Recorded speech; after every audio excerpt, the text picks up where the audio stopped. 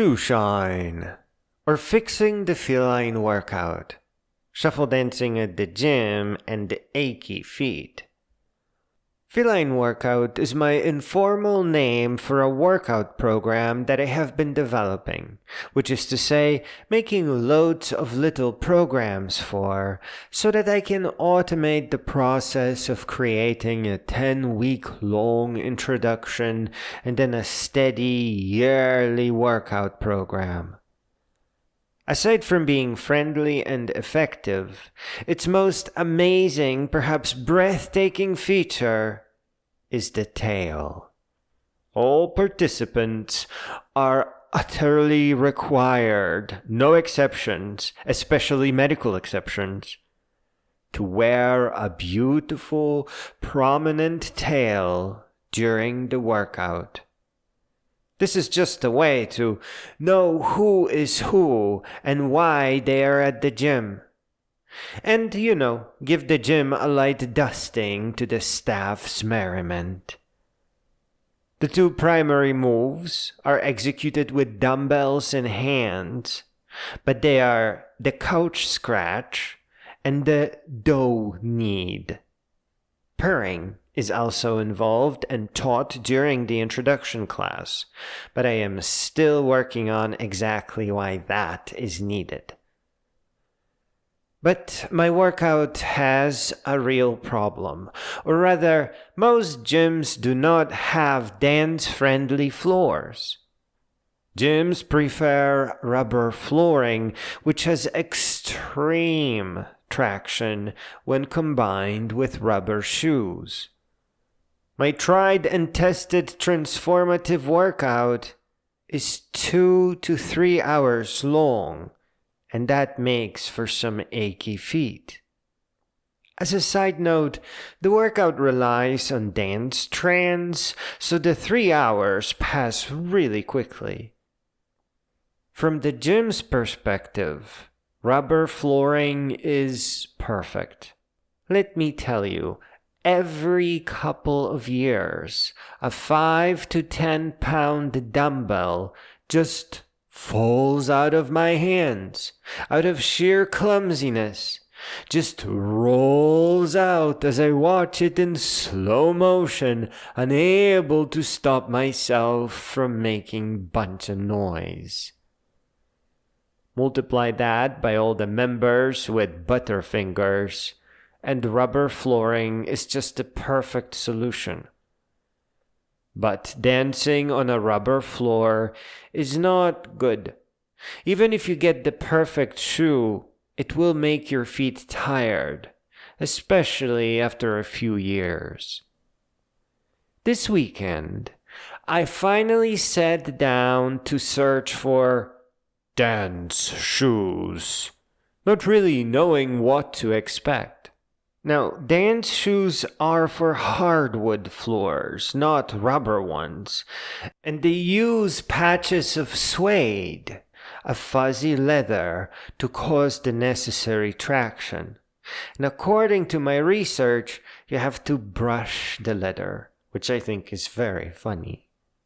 I then did a search for suede patches and discovered stick-on versions that will work for any shoe, which gave me the simple idea of gluing different types of hard plastics to my shoes to find something that is friendly for a worn-out rubber floor at the gym.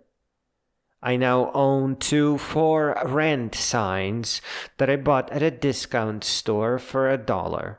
And they will make for a fine first test, as soon as I figure out how to glue them reliably. Right before I closed the window, I also noticed another kind of product. My whole life is actually peppered with events just like these, where as the window is closing, I discover a product I already once made.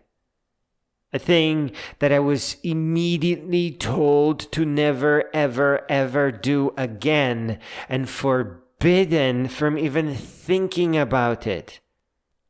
Last week even though it was a magnificent failure, I was seriously, rigorously, scientifically, reproducibly testing wearing shiny black underwear over my red singlet for reasons I'm unwilling to describe. And I remember my grandma explained to me that only superheroes wear underpants on the outside. Fine. This entire dance workout that made me healthy, that can transform people and give them extra 50 years of life, is just all about fidgeting to music.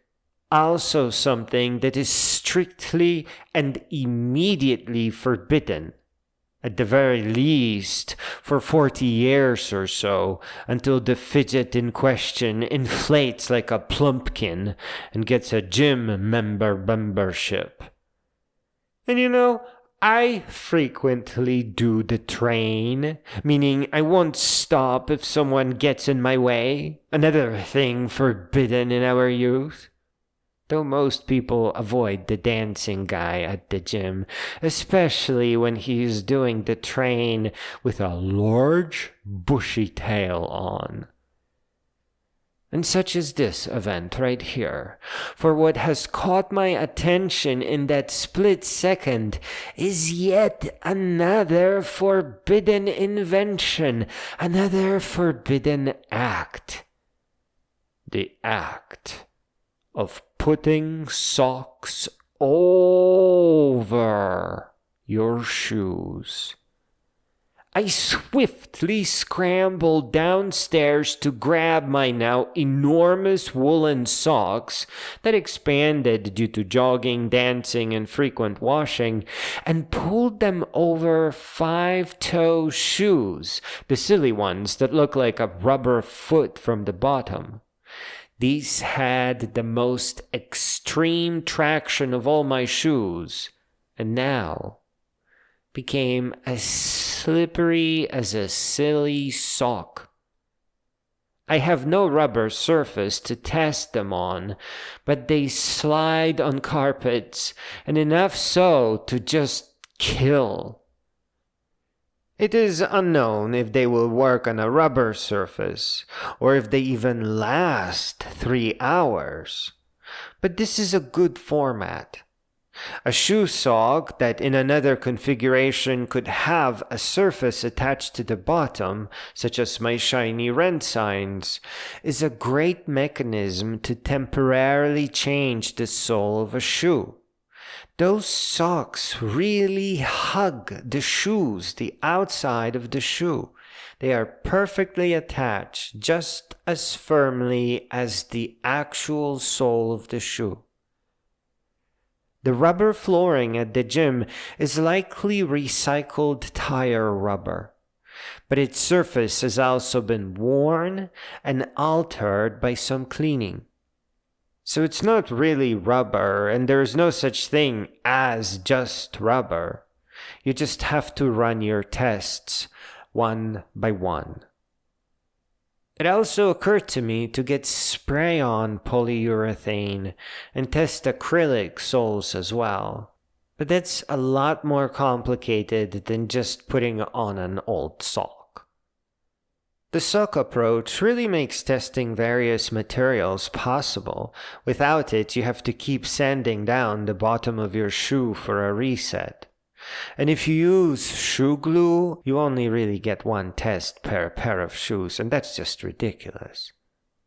Finally, if you dance at the gym, please get some old socks and put them over your shoes to increase friction. Take good care of your feet. Don't worry how that looks.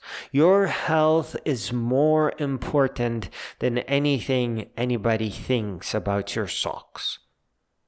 And if you have a gym that has dance-friendly flooring, a good pair of shoe socks will grant you the power to slide right freaking across it.